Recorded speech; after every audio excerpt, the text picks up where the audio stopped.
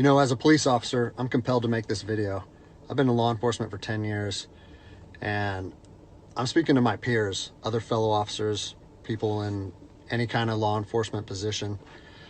I've seen officers nationwide enforcing tyrannical orders against the people, and I'm hoping it's the minority of officers, but I'm not sure anymore, because every time I turn on the television, every time I look to the internet, I'm seeing people arrested or cited for going to church, for traveling on the roadways, for going surfing, opening their businesses, going to the park with their families, or doing nails out of their own house, using their own house as a place of business, and having undercover agents go there and arrest them and charge them with what? With a crime? I don't know what crime people are committing by doing nails in their own house, but we're seeing this more and more and more, and we need to start looking at ourselves as officers and thinking, is what I'm doing right? Now, I want to remind you that regardless of where you stand on the coronavirus, we don't have the authority to do those things to people just because a mayor or a governor tells you otherwise. I don't care if it's your sergeant or your chief of police. We don't get to violate people's constitutional rights because somebody in our chain of command tells us otherwise. It's not how this country works. Those are de facto arrests. You know, we're violating people's rights and taking money from them, or even worse, arresting them and depriving them of their freedom when they are exercising their constitutional rights.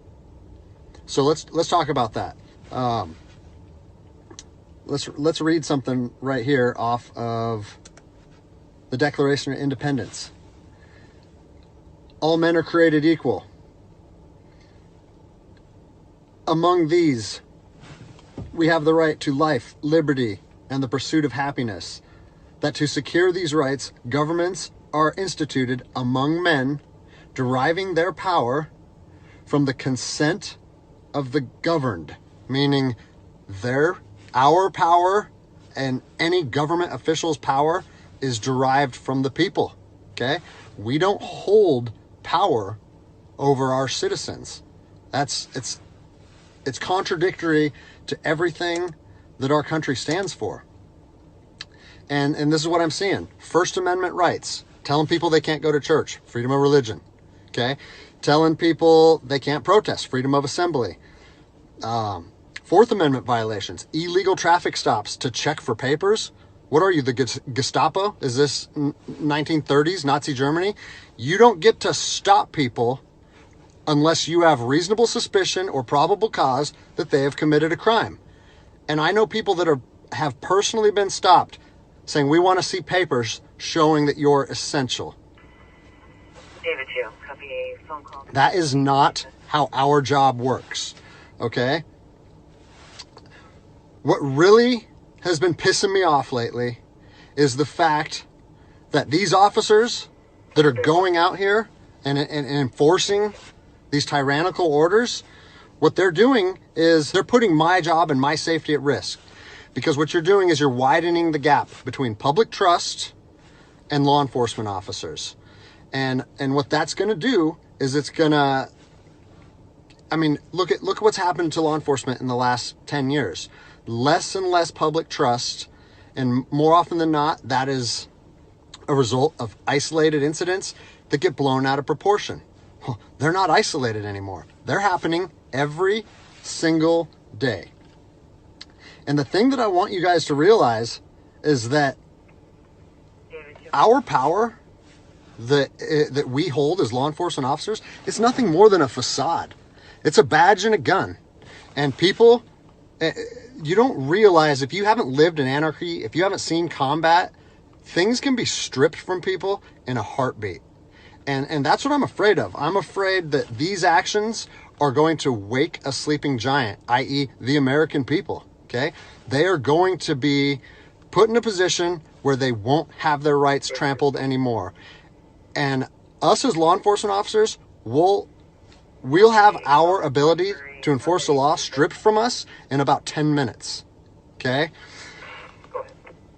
I think what is going to happen if this continues is we're going to see bloodshed in the streets. Okay? I don't want to see bloodshed in the streets on either side of this coin. I don't want to see fellow officers get injured or killed, and I certainly don't want to see citizens get injured or killed. And I promise you, most of you out there doing these tyrannical acts against our citizens, you're not ready for combat. You're not mentally or physically ready for combat in the first place. I promise you, you don't want to go through that, and I hope I never have to go through that again. You don't get to just say, well, I'm doing this because I was told to do so, or I'm following orders, or I need to keep this job. Guess what? I need to keep this job more than anybody. I have 3 young children. I have 2 houses. Like, I have the same sob story that the rest of you guys have. But my personal choices and my living arrangements, no matter what they are, don't allow me to trample on people's rights. And I don't understand why that concept is so hard for people to understand. Listen, you need to stand up for what's right. You need to, if you're part of a department or an agency that is asking people or asking their officers or their deputies to impose on people's rights and infringe on their freedoms, you need to step up and say, no, that's not me. That's not what I signed up for, and that's going against my oath. And if that costs you your job, so be it. At least you'll be able to look at yourself in the mirror at night. I've already expressed this to my department. And luckily for me, I come from a department that I feel like my chain of command shares my view, but I don't care what department you're part of or what your chain of command thinks. You don't get to trample on people's liberty. And so,